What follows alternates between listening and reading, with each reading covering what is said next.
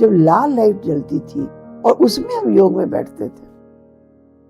वो लाल लाइट में दोपहर के टाइम तो लाल लाइट में योग नहीं करते थे, इसलिए सुबह क्लास में जाने की बहुत इच्छा रहती थी। क्यों? कि लाल लाइट में योग करेंगे बैठकर। और सुबह के टाइम वहां 4 बजे क्लास होता था, 4 बजे मुरली चलती थी, योग होता था। 3:30 बजे बहुत लोग भागते हुए दिखाई देते थे। 4 बजे पहुंचने पर जगह नहीं मिलती थी बैठने के लिए, और उसके बाद 5 बजे तक मुरली चलती, 5:30 बजे तक क्लास खत्म हो जाती। तो बड़ी लगन रहती कि हमको लाल लाइट में योग करना है, बहुत खिंचाव रहता। थोड़े ही समय के बाद माउंट आबू जाने का प्रोग्राम बना और बाबा से मिलने का बहुत लगन अंदर लगी हुई थी। मुझे बाबा से मिलना है। जब हम पहली बार माउंट आबू गए 53 में, कोटा हाउस में बाबा, मम्मा, सब दादियां वहां थी। पहले दिन जब बाबा मम्मा से मिले तो सामने गद्दी पर, जमीन में गद्दी बिछी थी, बाबा और मम्मा बैठे थे और दोनों साइड में सारे यज्ञ निवासी सब बैठे हुए थे। और हम जो पार्टी 8-10 लोगों की गई थी वो बाबा के सामने बैठी थी। सबसे पहले हम उठ करके बाबा की गोद में गए। बाबा ने गोद में बिठाया, दृष्टि दिया, बहुत वरदान दिए।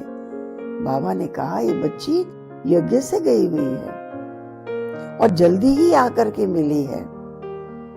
ये तो बाबा का यज्ञ का रतन है। ये वरदान, ये आशीर्वाद बाबा से मिले और बाबा को देखकर ऐसा अनुभव हुआ जैसे मैं श्री नारायण के सामने बैठी हूं। इतना बाबा में अलौकिक आकर्षण था, इतनी वो रूहानियत थी, इतने मन को उसने आकर्षित किया था कि ऐसा मन में आता था जैसे बस बाबा ही मुझे चाहिए, मुझे बाबा का ही होकर रहना है और कुछ नहीं चाहिए। मुझे दादी कमलमणि ने एक कविता सिखाई थी, वो मैंने बाबा के सामने सुनाई।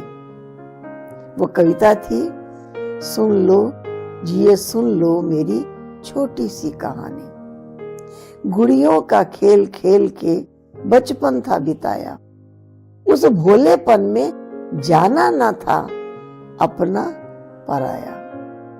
इतने में ब्रह्मा राही इन आंखों में समाया। धीरे से उसने कान में ओम गीत सुनाया। ओम गीत ने मुझको बनाया है दीवानी, हाँ दीवानी।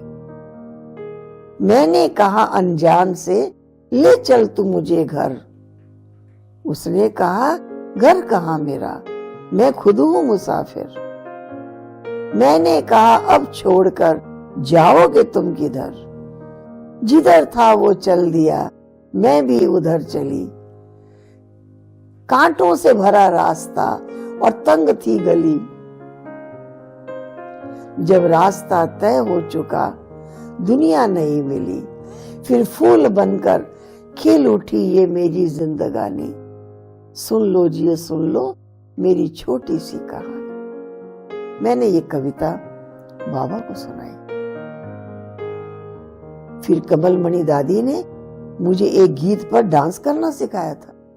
वो गीत था, चलो चले माँ सपनों के गांव में, कांटों से दूर कहीं फूलों की छांव। तो जब मैं मम्मा से मिली तो ये गीत बजाया किसी ने, चलो चले माँ। फिर मैंने मम्मा को उठाया तो मम्मा उठ गई। फिर मुझे डांस करना सिखाया था वो मैंने मम्मा के सामने किया, मम्मा को साथ साथ लेकर किया। बहुत सुख मिला, बहुत आनंद आया। इस तरह से ये पहली मुलाकात हुई। इसके बाद सुबह से रात्रि तक हर टाइम बाबा और मम्मा के साथ साथ 2-2.5 महीने हम कोटा हाउस में रहे, बाबा के पास। वहां का सिस्टम ऐसा था, हर 2 घंटे के बाद बाबा और मम्मा स्टेज पे आके बैठते थे और सभी आके योग करते थे। 15 मिनट या आधा घंटा योग होता था, हर 2 घंटे के बाद योग होता था। तो सारा दिन बहुत योग की पावर, यज्ञ सेवा का अवसर मिलता रहा। बाबा भी सब्जी काटने भी बैठते, अनाज साफ करने भी बैठते, बच्चों को घुमाने भी ले जाते। इतने दिनों में आबू की हर पहाड़ी पर चढ़े बाबा के साथ, मम्मा के साथ। मम्मा भी साथ साथ जाती थी। हर जगह पहाड़ियों पर ले जाकर बाबा कहते, बच्चे आकाश से पार जाना यहाँ सहज है, बैठो देही अभिमानी हो जाओ। ऐसी मीठी पालना बाबा की मिलती रही और बाबा दिल में समा गया।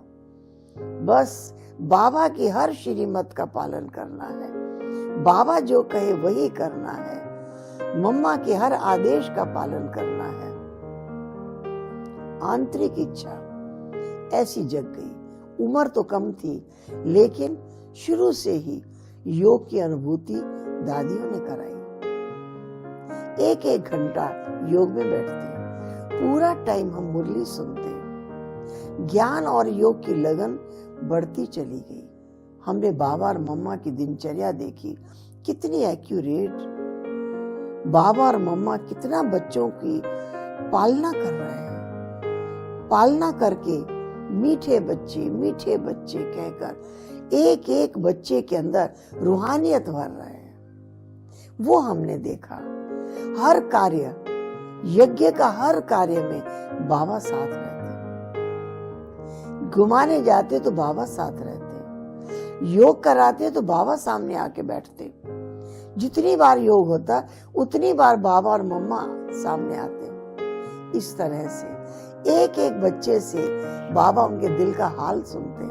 बाबा ने हमें, मैंने जितने दिन रही, हर 2-3 दिन के बाद सफेद फ्रॉक नया सिलाई करा के बाबा मुझे पहनाते थे। और ऐसा मेरे को सफेद वस्त्र पहनाया कि मैं जब आबू से गई तो मुझे रंगीन कपड़े पहनने की बिल्कुल इच्छा खत्म हो गई। मुझे उस उम्र में भी लगता था मैं ब्रह्मा कुमारी हूँ, मुझे सफेद वस्त्र ही पहनना है। बाबा ने वरदान दिया, बच्चे, बड़े लोग जो बात नहीं बोल सकते वो बच्चे बोल सकते हैं। मुझे याद है जब टेलीविजन चालू हुआ था तो टेलीविजन सेंटर पर भी मुझे भेजा था और मैंने टेलीविजन पर कविता सुनाई थी दिल्ली में। इस तरीके से विशेष टॉपिक पर, विशेष कार्य में बाबा ने, दादियों ने हमें आगे लाया, हमेशा मंच पर लाया। मेरे को रहता है मैं ऐसी टीचर बनूं, शुरू से रहा, मुझे आदर्श ब्रह्मा कुमारी बनकर रहना है। ये नहीं बाहर से ब्रह्मा कुमारी बने, अंदर संघर्ष चलता रहे, नहीं, मुझे आदर्श ब्रह्मा कुमारी बनकर रहना है, बिल्कुल निर्विघ्न।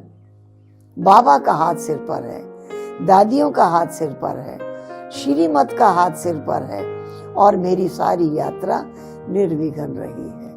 ये बाबा का बहुत शुक्रिया करते हैं।